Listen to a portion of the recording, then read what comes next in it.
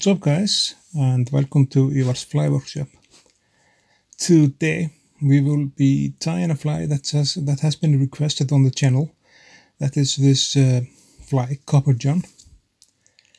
And gonna do our take on the Copper John right now. It's been requested by two guys, one Icelandic, Árni E. Guðjónsson, and some other guy, George Morosano. Just say thanks to them too for dropping me an email and being in touch with the channel and request a fly. So here is the Copper John finally. We'll do a little zoom in here so you can see what we're doing. We'll be starting to wrap like a lead wire around the hook shank, and it is just like a 3mm lead wire. It's a really thin one. You can use a heavier one if you prefer, but I twist the lead wire like gently around the hook shank, and we try to then wrap it like against each other like so. Then we will be pushing it to the bead to keep the bead in position. Something like that. And to secure the whole thing, then just like a tiny drop of Zap-A-Gap on it, it's gonna be then staying in its place where it's supposed to stay. The thread I'm using, that's a Semperfli Nanosilk 50 denier, and it's gonna be, if you haven't tried the Nanosilks from Semperfli, I recommend that you go to your fly shop and try them out. Both the 100 denier and the 50 denier and the 31. And believe me, you're not going. It's not going to be so easy to break a thread. They are amazingly strong. So we are using goose biots for the tail of the fly. We are using two of them. I'm using a tanned color ones because I do not have a brown one. I know that the Copper John should be with a brown goose biots, but we'll be using what we have here in this video. Attaching them down to the hook shank like so is that to keep them in place, you have to line them up. I prefer to line them up like one by one, and it's not easy since it's like a little bit wet of super glue, but anyway, that's how I do it, and they are in place already. And the tippets of the feathers should be facing away from each other. We are using a traditional nymph hook for this fly, number 12. That's an Ahrex traditional nymph hook. And we are tying actually everything on Ahrex now on the channel, requested by Ahrex. And yeah, we'll do that for them. You see that you have to separate the tail of the fly. But it doesn't look bad at all, even though they're not brown, the biots. It's just, like I said, what we have.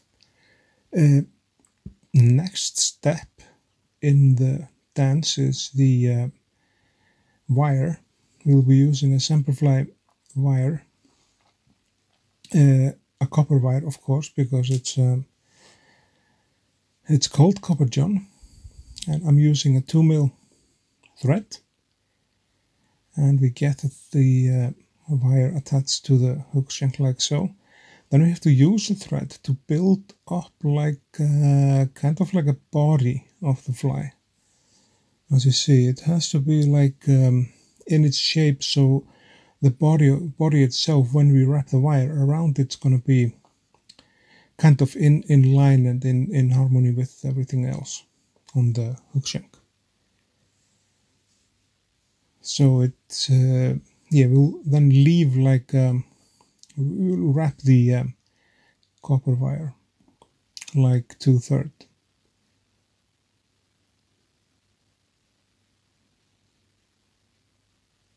About so, yeah, 2/3 of the hook shank, and then we'll leave space for the thorax and for the rest of the materials on the fly.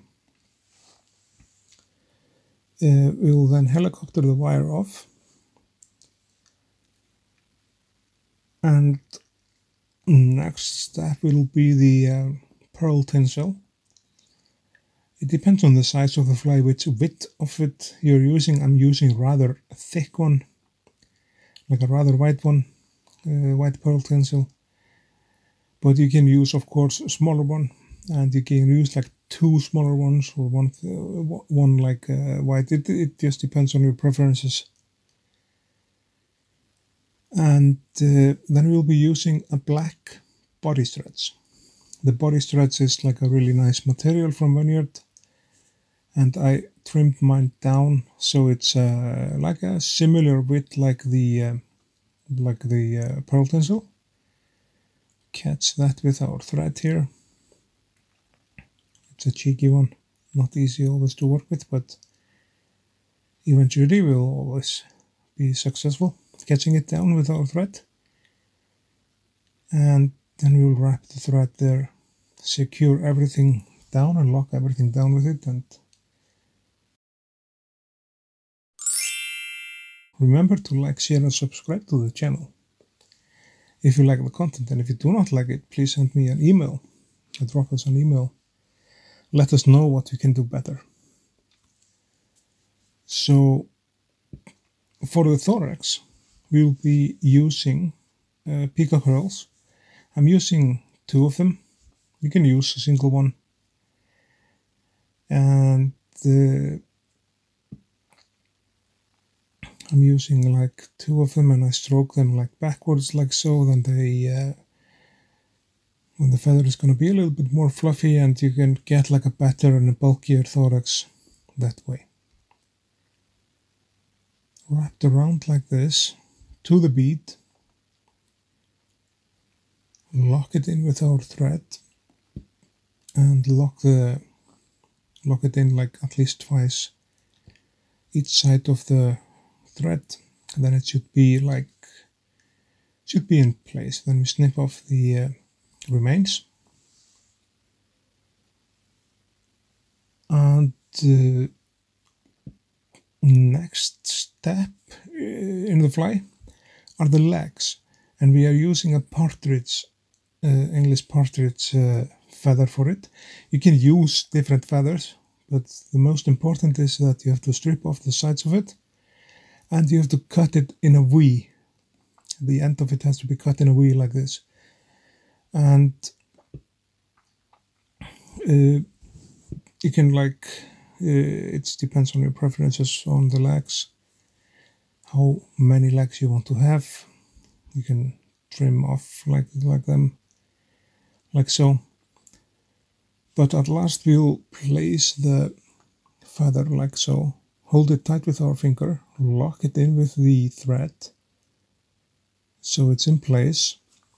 And those wraps we made, those couple of wraps, are not too tight. It's like possible to move the feather if we like. And we are going to move it like a little bit further forward to make the legs just a little shorter on the fly. And then we'll take the body stretch and pinch that, and that is going to go between the legs on the top of the fly. It's going to separate the legs like so.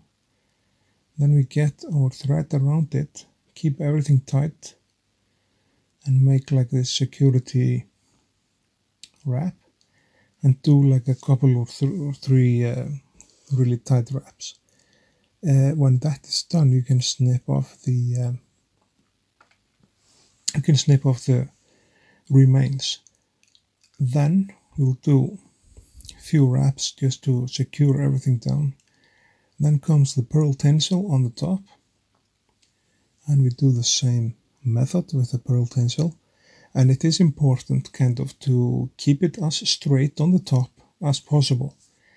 I know wing cases and thoraxes on flies are like not always perfect. This is just a tiny, it's like a millimeter not in its place, but the most important part is that it's there and it works. And the fish is not gonna be thinking about that if it's 1 millimeter to the side or straight in the middle, if it's gonna take your fly or not.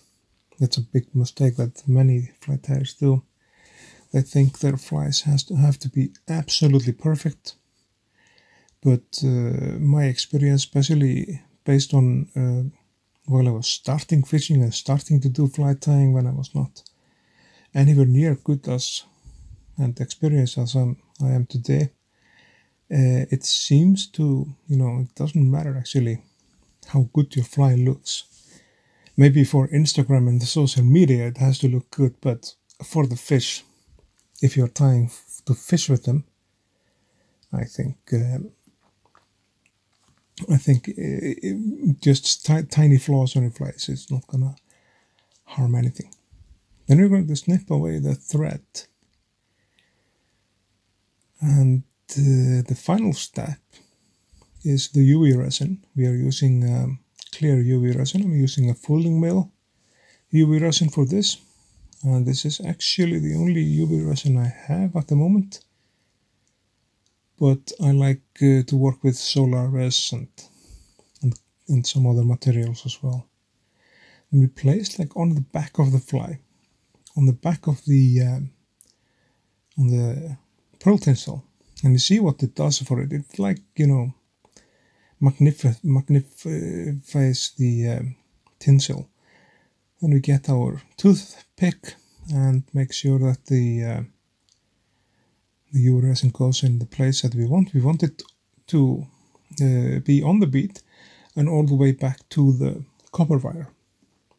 And then we are about, I think, yeah, we're done kind of with the fly. It's just only sapping the UV resin with the UV torch. And make sure that the tail of the fly is like bending in the correct directions.